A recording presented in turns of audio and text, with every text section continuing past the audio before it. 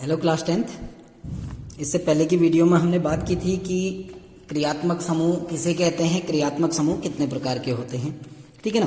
तो अब हम क्रियात्मक समूह वाले कार्बनिक यौगिकों का नामकरण पढ़ेंगे, लेकिन डिटेल में नहीं पढ़ेंगे क्योंकि जब आप क्लास 11-12 में आएंगे तब उनको हम डिटेल में पढ़ेंगे। यहाँ आपके डिटेल में नाम नहीं है, ठीक है ना।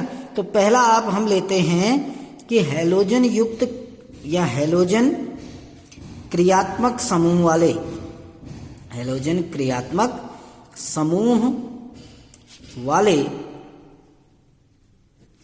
कार्बनिक यौगिक, यानी ऐसे कार्बनिक यौगिक जिनमें क्रियात्मक समूह हैलोजन होता है, उनके बारे में हम बात करेंगे, जिनको हम हैलो एल्केन कहते हैं।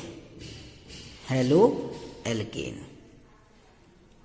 देखो दो शब्दों से मिलकर बना हुआ है, एक है हेलो यानी हैलोजन और दूसरा है एल्केन। यानी जब कोई हैलोजन किसी एल्केन से जुड़ता है तो उसको हैलो एल्केन कहते हैं। कैसे देखो, जैसे मीथेन है CH4 जो है उसे हम मैथेन कहते हैं, ये हम पीछे पढ़ चुके हैं, है ना।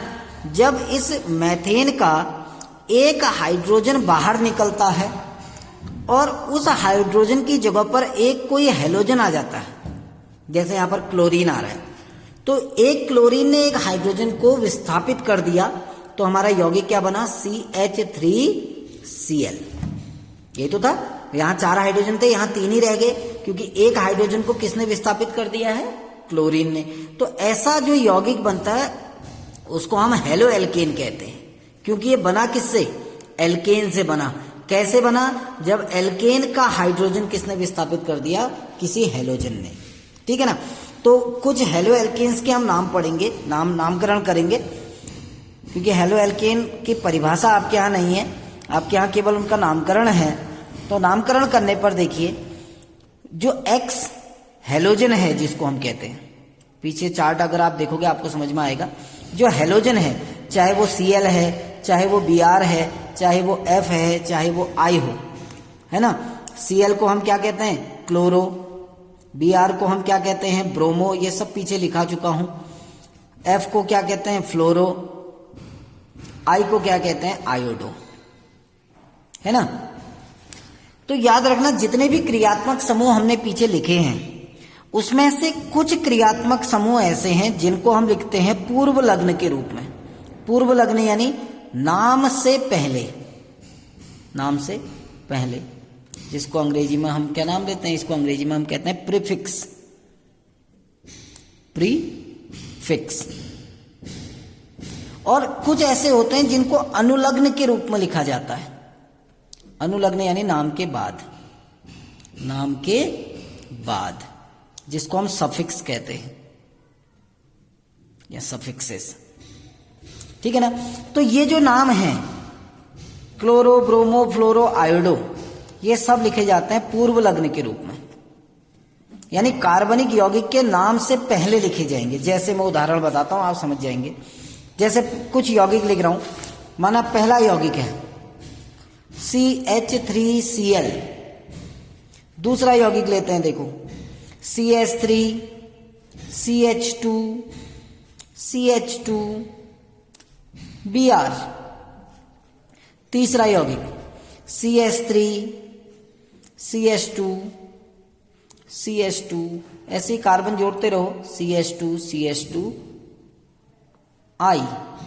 ये नाम है। अब इनके नाम लिखने हैं। देखो काम क्या होता है, कार्बन को नंबरिंग देनी है, 1 2 3, 1 2 3 4 5। अब आप कहेंगे यहीं से क्यों नंबर दिया, क्योंकि यहां से नंबर इसलिए दे रहे हैं क्योंकि क्रियात्मक समूह नजदीक पड़ रहा है 1 पे, यहां क्रियात्मक समूह 1 पे। अगर हम यहां से नंबर देते 1 2 3 4 5, 5वें पे मिलता, तो नंबरिंग वहां से करेंगे जहां से क्रियात्मक समूह नजदीक होगा। अब इसका नाम क्या हो गया, देखो कार्बन कितने हैं, एक कार्बन के लिए किस शब्द का प्रयोग होता है, मैथ होता है ना। अब सारे सिंगल बॉन्ड हैं तो क्या लगेगा, एन। ये तो कार्बनिक यौगिक का नाम हो गया मैथेन, एल्केन का। अब इससे पहले, क्योंकि मैंने पहले ही कहा इनको किस रूप में लिखा जाता है, पूर्व लग्न के रूप में, तो पूर्व लग्न के रूप में लिखेंगे तो इस हेलोजन का नाम पहले लिखेंगे, क्या हो जाएगा? क्लोरो। क्या नाम होगा? क्लोरो। कौन से नंबर पे जुड़ा है? पहले, तो 1 क्लोरो, यानी इसका नाम हो गया 1 क्लोरो मैथेन। 1 को नहीं भी लिखोगे चल जाएगा, यानी खाली क्लोरोमेथेन भी कह सकते हैं। अब इसका नाम जैसे देखो कितने कार्बन है? 3 कार्बन के लिए क्या नाम आता है? प्रोप। धन, सारे सिंगल बॉन्ड हैं तो एन, ये तो कार्बनिक एल्केन का नाम हो गया, है ना। अब क्रियात्मक समूह कौन से नंबर पे जुड़ा है? 1 पे। और क्रियात्मक समूह को कैसे लिखा जाता है? पूर्व लग्न के रूप में। तो Br का नाम सबसे पहले लिखेंगे, यानी क्या होगा? 1 ब्रोमो। Br को क्या लिखते हैं? ब्रोमो। तो 1 ब्रोमो प्रोप धन एन, यानी इसका नाम हो गया 1 ब्रोमो प्रोपेन। 1 bromo propane. अब इसका नाम देखो कितने कार्बन है? 5 के लिए क्या नाम आता है? पेंट। सारे सिंगल बॉन्ड हैं तो एन, ये एल्केन का नाम हो गया। अब क्रियात्मक समूह क्या है? आई यानी आयोडीन, जिसको हम आयोडो कहते हैं। पूर्व लग्न के रूप में लिखेंगे तो यहां लिखेंगे 1 आयोडो। 1 आयोडो पेंटेन, इसका नाम हो गया 1 आयोडो पेंटेन। 1 iodo pentane.